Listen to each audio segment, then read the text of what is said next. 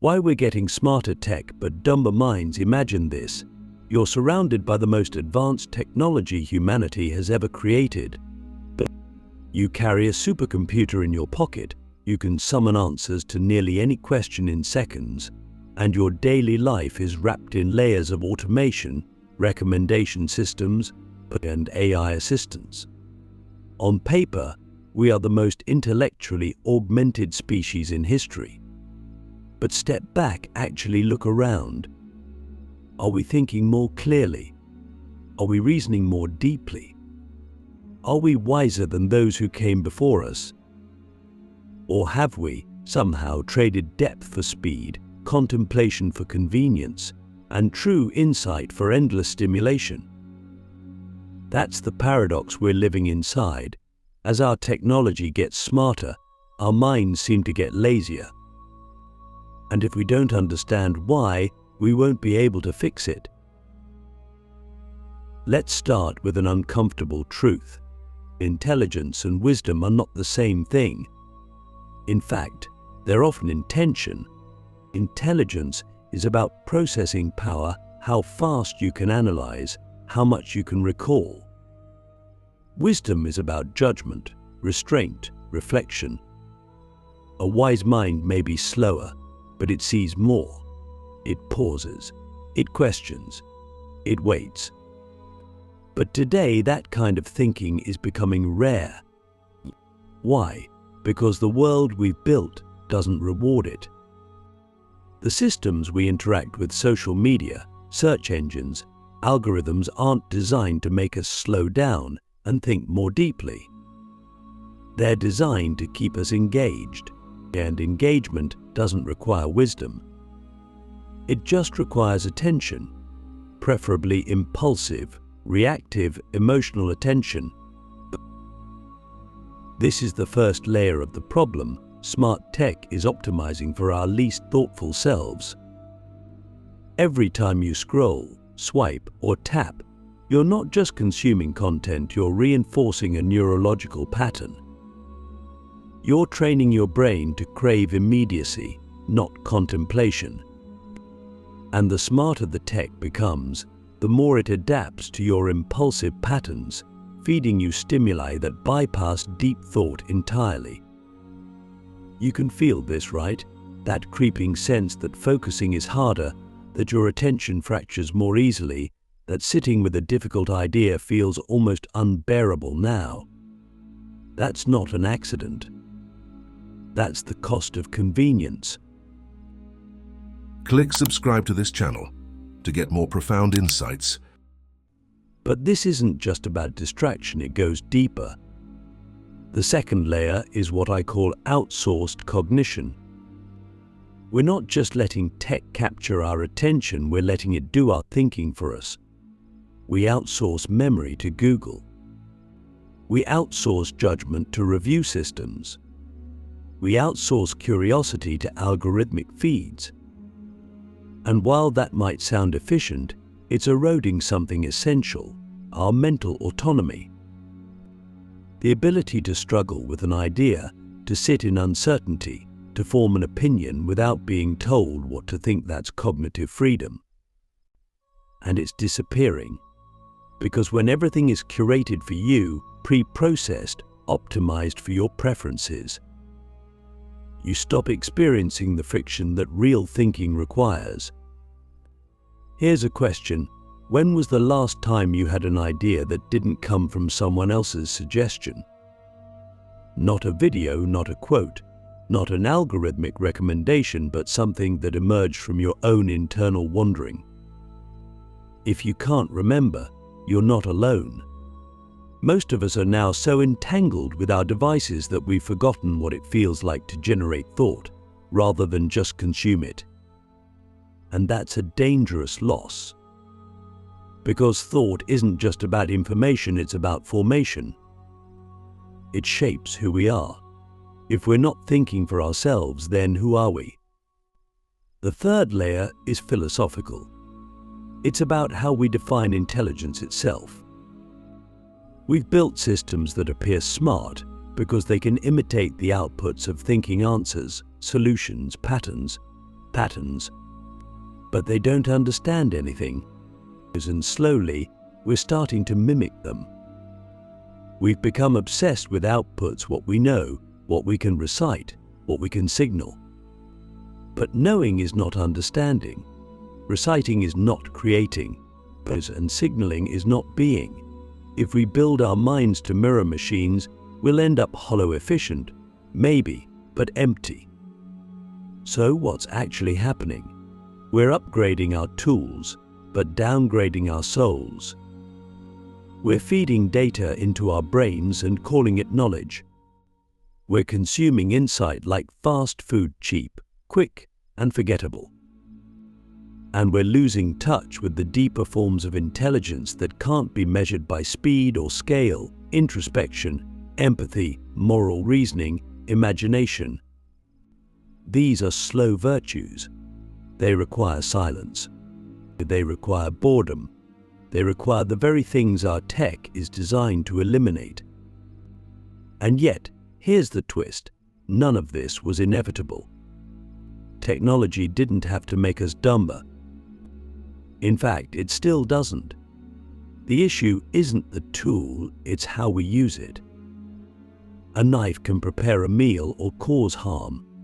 A screen can enlighten or distract. But we've built our systems to optimize for what's easy, not what's meaningful. And until we redesign that relationship intentionally, we'll keep getting smarter tech and dumber minds.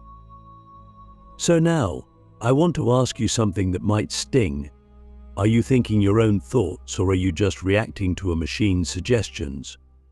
That question might be uncomfortable, but it's the first step back to sovereignty. Because if we don't claim responsibility for our minds, someone or something else will. The dopamine dilemma: how pleasure hijacks the mind and makes wisdom impossible. We don't want to admit this, but we're not driven by thought, we're driven by feeling. And at the core of that feeling is a simple molecule, dopamine. It's the chemical of anticipation, reward, novelty, and pleasure. Every time you check your phone, scroll your feed, get a like, win a game, or see a notification, dopamine fires. It's not the satisfaction itself, it's the pursuit of satisfaction. And once you understand that, you begin to see the real enemy of wisdom isn't ignorance. It's hyperstimulation. Because wisdom doesn't come from chasing pleasure, it comes from sitting still with discomfort. And that's exactly what dopamine makes almost impossible. Let's get painfully honest. Most of us spend our days in a loop of dopamine hits. But we wake up, check our phones, scroll for something interesting, flip to another app, feel a little rush, and then do it again. It's not even about the content anymore, it's about the chase. The next thing. The next distraction. The next novelty. And behind it all, our brain is learning this is what life is. Not reflection, not depth, not purpose, stimulation. And the more we feed it, the more addicted we become, not just to our devices, but to the feeling of being distracted, of being entertained, of never being bored. But boredom is the soil of wisdom. Silence is the doorway to insight. When your mind isn't being pulled outward, it begins to turn inward. It starts to notice things, patterns, or questions, contradictions, longing. And in those moments when you're not numbing yourself with dopamine, you begin to feel again. Not just pleasure, but the full spectrum of human experience. And that's where meaning is born, not in stimulation, but in stillness. The danger of dopamine isn't just that it distracts you. It's that it reprograms you. It rewires your motivational systems. It teaches your brain to associate value with whatever gives you a quick hit. And so, slowly you start avoiding anything that doesn't provide that instant feedback. Reading becomes too slow. Thinking becomes too hard. Deep conversations feel exhausting. Silence feels unbearable. And without realizing it, you start living in a world where only the shallow survives because depth takes too long and dopamine doesn't wait. This is the hidden cost of our smart tech. It's not just making us more distracted.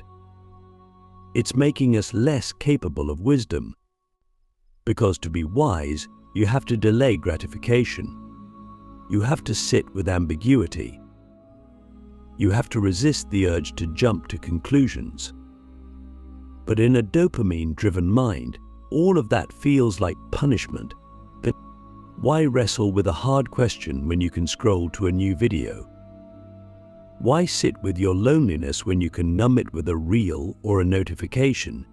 Why reflect when you can escape? Here's the paradox: we crave meaning, but we chase pleasure. And the more we chase pleasure, the more meaning evades us. Because meaning isn't given, it's earned. It takes struggle, of time, presence, attention, and none of those things give you dopamine in the short term. So we skip them. And then we wonder why we feel empty despite being constantly entertained. So I want to ask you something radical. When was the last time you were truly, deeply bored and didn't run from it? When was the last time you sat in silence, without music, without screens, without a plan, and just listened to your own mind? If that idea terrifies you, it's not because you're weak. It's because your brain has been conditioned to avoid anything that doesn't reward you immediately. But here's the secret. On the other side of that boredom is clarity, insight, wisdom. If we want to reclaim our minds, we have to reclaim our relationship with pleasure. We have to stop letting dopamine steer the ship.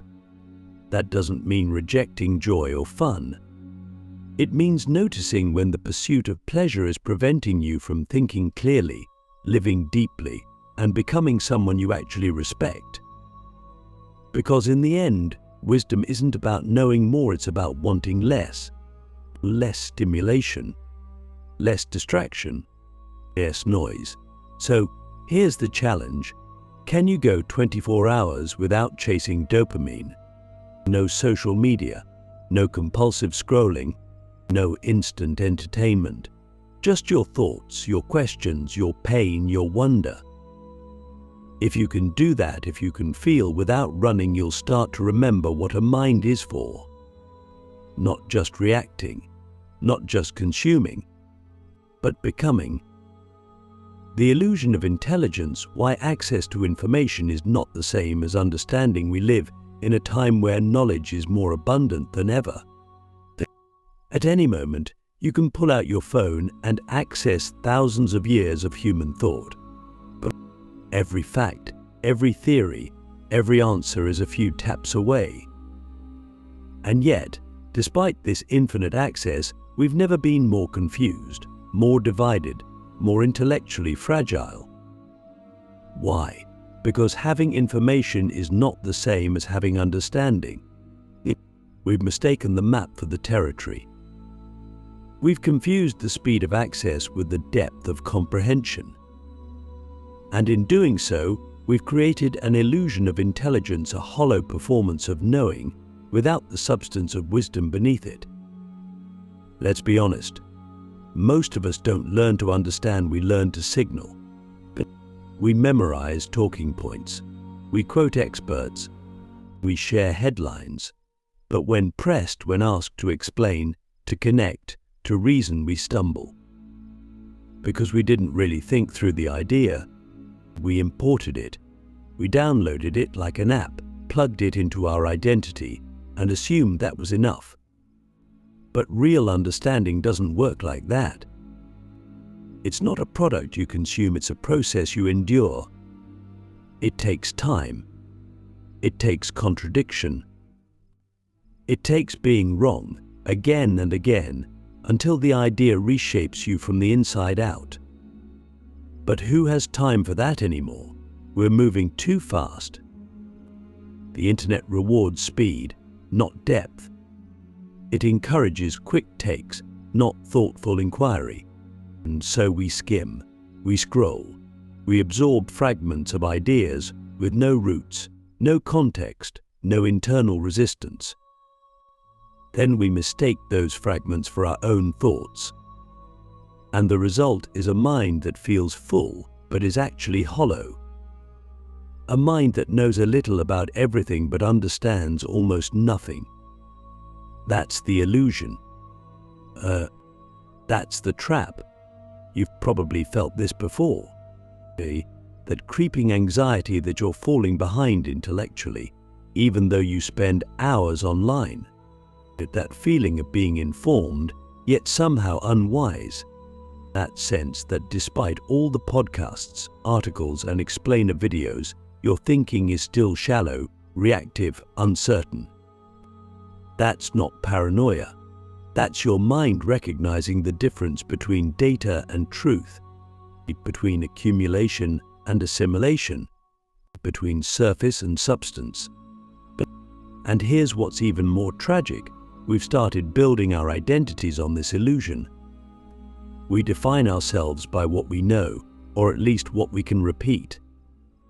We form tribes around shared claims, not shared understanding. We turn complex issues into slogans, and then we defend those slogans like they're sacred.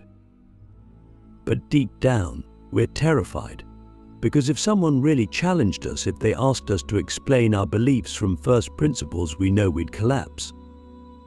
So we avoid the challenge. We surround ourselves with agreement. We insulate our minds from friction. And without friction, there is no growth. So let me ask you something uncomfortable. What's a belief you hold that you've never actually explored? Not what you've read about, not what you've heard repeated, but something you've sat with, struggled through, tested against opposing ideas.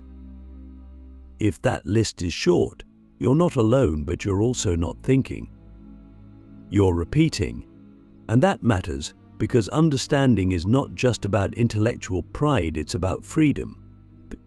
If you don't understand your own beliefs, you don't own them. They own you. You're not thinking your thoughts, they're thinking you. The solution isn't more information.